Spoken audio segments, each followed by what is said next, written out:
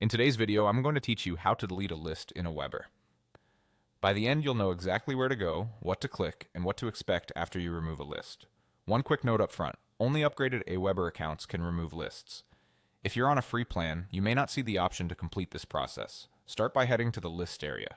From the top menu, click the Lists tab, then choose Manage Lists. This takes you to a page that shows all the lists in your account. Take a moment here to confirm you're looking at the correct list, especially if you manage multiple audiences. You'll see each list by name, often with a short description that can help you identify it. Next, access the settings for the list you want to remove. Click directly on the name of that list. This opens the list settings page where you can view details and make changes. It's a good idea to double check you're in the right place before moving on, since the action you're about to take will affect that entire list and anything tied to it. Now scroll all the way to the bottom of the list settings page. Look for the Deactivate button. This is the control AWeber uses for removing a list from active use. If you don't see the button or it's unavailable, that typically means your account isn't upgraded, since only upgraded accounts can remove lists. If the button is available, click Deactivate.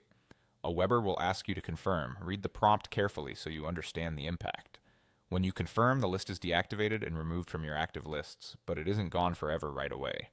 AWeber places it in a 30-day grace period. During that time, the list won't function like an active list, but you have a safety window to change your mind. If you realize you selected the wrong list or need to restore it, you can reactivate it within those 30 days. After the grace period ends, the list is no longer available. That's the entire process. Open the List tab and go to Manage Lists. Click the list name to open its settings. Scroll down and choose Deactivate. Then confirm when prompted. Remember, the option to remove a list is only available on upgraded accounts, and deactivated lists sit in a 30-day grace period before they're fully removed. Follow these steps carefully, and you'll keep your AWeber account organized with only the lists you truly need.